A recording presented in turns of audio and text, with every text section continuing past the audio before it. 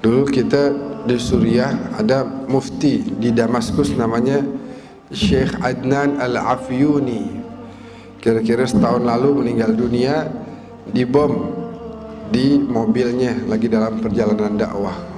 Sering kemari berapa kali, selalu ke tempatnya Habib Lutfi bin Yahya.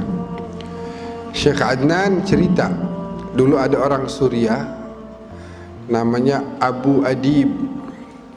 Abu Adib dapat rezeki berangkat ke Madinah. Udah kerja, nabung ke Madinah, ngajak 4 orang. Ibu, istri, dan 2 saudarinya, perempuan dua-duanya. Dia laki-laki sendiri, dia berangkat ke Mekah dan ke Madinah. Selesai umrah, dia ke Madinah ziarah Nabi. Sampai di Madinah ada musibah. Apa musibahnya? Tasnya hilang. Tuh tas isinya duit. Buat dia selamat di situ, dia hidup dari situ, makan tuh udah siapin duitnya dari situ. Hilang. Cari ke sana kemari, ke barat, ke timur, utara, selatan, nyari nggak ada tuh tasnya. Ya Allah, gimana nih? Ya Allah, duit nggak megang, hilang semuanya. Bagaimana?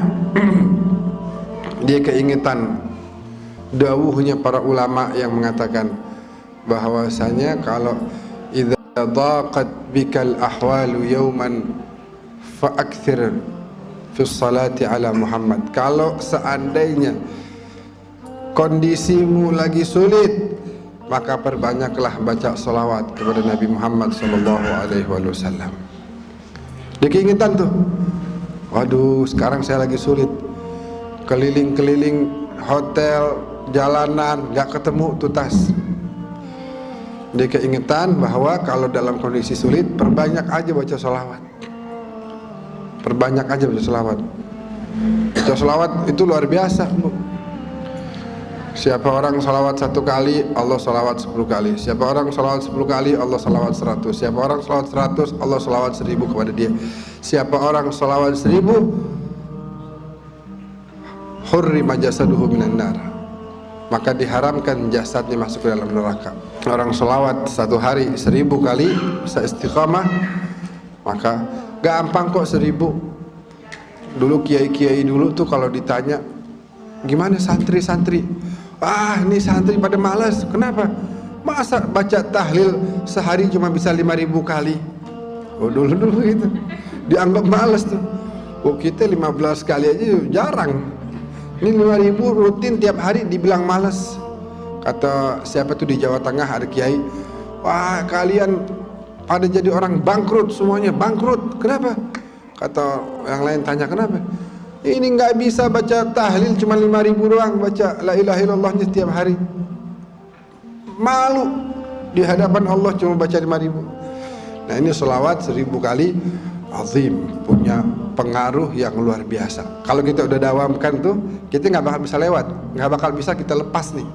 Seperti hutang nanti. Kalau orang udah banyak sholawat sama Nabi, dia bakal dekat sama Nabi, bakal dikenal sama Nabi, dikenal. Nah, orang ini datang ke Ar-Raudhah Asy-Syarifah, datang ke antara makam Nabi dan mimbarnya. Di situ adalah tempat turunnya wahyu Allah. Di situ adalah kata Nabi sebagai raudhah min riyadil jannah, taman surga yang ada di bumi.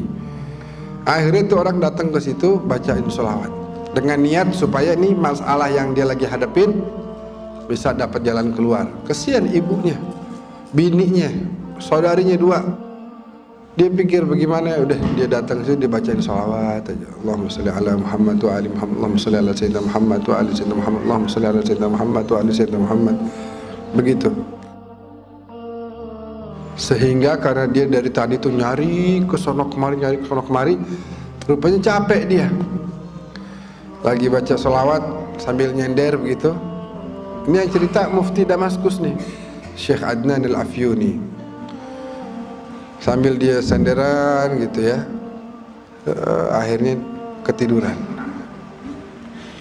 ketiduran dia dalam sedang membaca sholawat. Dalam tidurnya Allah takdirkan dia berjumpa dengan junjungan kita baginda Nabi Muhammad sallallahu alaihi wasallam. Dan orang kalau dia ngelihat Nabi, sebagaimana beliau sabdakan, man ra'ani fil manam faqad ra'ani fa inna syaitana la yatamatsalu bi. Siapa orang lihat aku di dalam tidurnya, dalam mimpinya, sungguh dia telah melihatku. Karena yang namanya syaitan atau jin tidak mampu menyerupai para nabi, apalagi Nabi Muhammad sallallahu alaihi wasallam. Nabi bilang, "Ya Aba Adib, wahai Aba Adib." "Ya Rasulullah, tamu antum. Ana tamu antum. Ana gharib. Anda datang dari jauh. Enggak kenal orang, siapa-siapa di sini enggak tahu. Datang bawa bekal buat makan, buat tinggal di sini, hilang. Ya Rasulullah, antum sahibul bait. Tolong jamu saya nih, cariin jalan keluar buat masalah saya." Kata Rasulullah apa? "Ya Aba Adib, idhab ila bab fulani." Pergilah engkau ke pintu sekian. Nabi itu makamnya ada pintu-pintu. Pintu 1, 2, 3, 4, 5, 6, 7, 8 sampai 30-an kalau nggak salah.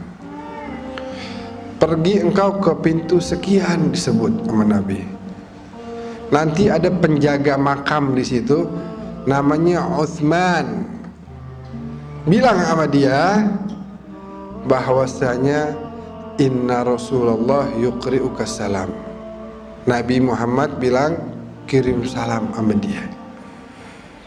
Bilang sama si Utsman, engkau setiap hari bersolawat 1000 kali kepada Nabi. Dan sekarang Nabi memerintahkan engkau untuk memberikan jalan keluar bagi saya. Cariin jalan keluar bagi saya. Terbangun dia nangis gerung luar biasa. Bagaimana enggak? Dia pandang tuh wajah paling indah. Dia dengar tuh suara paling merdu. Ya, dia lihat ciptaan Allah paling sempurna. Buru-buru dia salam ke pusara suci Rasulullah, lalu dia cari ke pintu sekian, terus dia bilang, "Afikum Utsman, ada dari kalian nih para penjaga yang namanya Utsman?" Terus satu orang bilang, "Hadza, ini orang ini si Utsman." Terus, "Boleh saya bicara sama antum?" "Boleh." "Ya Utsman, saya Abu Adib dari Suriah. Baru aja saya dalam mimpi melihat Rasulullah dan Rasulullah mengirim salam buat antum. Rasulullah bilang sholawat antum yang 1000 kali tiap hari beliau terima. Dan Rasulullah perintahkan antum untuk mencarikan jalan keluar untuk saya." Itu yang namanya Utsman nangis-nangis. Terus dia bilang, sini, kita ngobrol di kantor saya. Coba cerita gimana? Diceritain lagi. "Ya Utsman, saya Abu Adib dari Suriah. Barusan mimpi ketemu Nabi kirim salam sama antum. Nabi bilang sholawat yang 1000 Nabi terima. Dan Nabi minta sekarang antum carikan jalan keluar bagi saya." "Antum ke rumah ana? Ayo antum ke rumah ana." Di mobil ditanya lagi, Gimana ceritanya?" "Wahai Utsman, ana Abu Adib dari Suriah." Ini 3 kali udah nanya nih. "Saya mimpi ketemu Rasulullah kirim salam sama antum. Nabi bilang sholawat antum yang 1000 udah beliau terima. Nabi minta antum carikan jalan keluar buat saya." Sampai di rumahnya disiapin makan. Sebelum makan ditanya lagi gimana ceritanya. Diceritain lagi. Selesai makan ditanya lagi. Lagi minum teh ditanya lagi. Akhirnya kata si Abu Adib, "Udah dah, capek juga nih. Ente percaya apa enggak sih? Dari tadi ada cerita udah berkali-kali. Gini aja deh, ente kalau mau percaya ahlan wa sahlan, silakan carikan jalan keluar. Tapi kalau ente nggak percaya, izinkan anak pulang aja. Mungkin ente anggap anak ini bohong."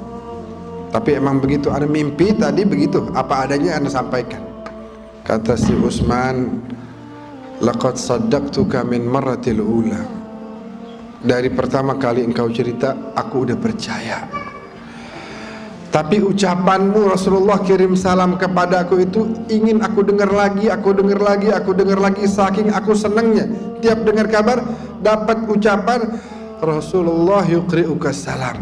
Aduh, Rasulullah kirim salam, bagaimana hati saya nggak mau seneng. Ibu-ibu sekarang dibilangin Rasulullah kirim salam, waduh indah banget, jaminan sorga udah. Rasulullah kirim salam, iya kan? Bayangin Rasulullah kirim salam, assalamualaikum, assalamualaikum warahmatullahi wabarakatuh. Doa dari Nabi pasti diijabah oleh Allah Subhanahu wa taala.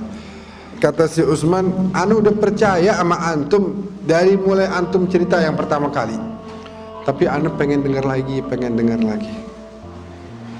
Tuh indah apa enggak Ibu? Indah kan?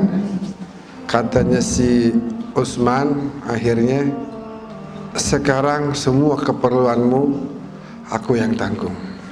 Engkau adalah tamunya Rasulullah sallallahu alaihi wasallam. Maka sebuah kemuliaan untuk saya menjamu tamunya kekasih saya Rasulullah sallallahu alaihi wasallam. Antum bisa bayangin tuh, kemuliaan yang didapat sebenarnya lebih kepada si Utsman daripada si Abu Adib. Kenapa? Karena dia mendapatkan amanah, kepercayaan dari Nabi. Nabi meminta kepadanya satu permintaan, dan itu kemudian menjadi penyebab kemuliaan bagi dia. Bagaimana dia bisa dapatkan kemuliaan tersebut? Dengan tadi, tiap hari dia baca salawatnya berapa? 1000 kali. Abu Adib membaca beberapa kali, kemudian Allah berikan jalan keluar atas masalah yang sedang menimpa dirinya. Jadi kalau kita mau melazimkan itu, mendawamkan itu, maka akan terasa begitu banyak perubahan-perubahan yang terjadi dalam diri kita. Baik itu yang sifatnya zahir, rezeki kita, kesehatan kita, perjalanan usaha kita, bisnis kita, semuanya akan mendapatkan kemudahan demi kemudahan. Ataupun batin kita, karena dengan sholawat Nabi tinggal di hati kita, maka Nabi nggak akan pernah bersatu dengan yang namanya rijis. Kotoran-kotoran akan hilang dari hati kita. Kenapa? Karena Allah tidak mungkin menyatukan Nabi dengan kotoran. Kalau sudah Nabi tinggal berada, menetap di hati kita, itu yang namanya sifat hasud, yang namanya iri, dengki, dan lain sebagainya akan hilang. Yang akan menetap di hati kita adalah cahaya dari junjungan kita baginda Nabi Muhammad sallallahu alaihi wasallam. Amin ya rabbal alamin.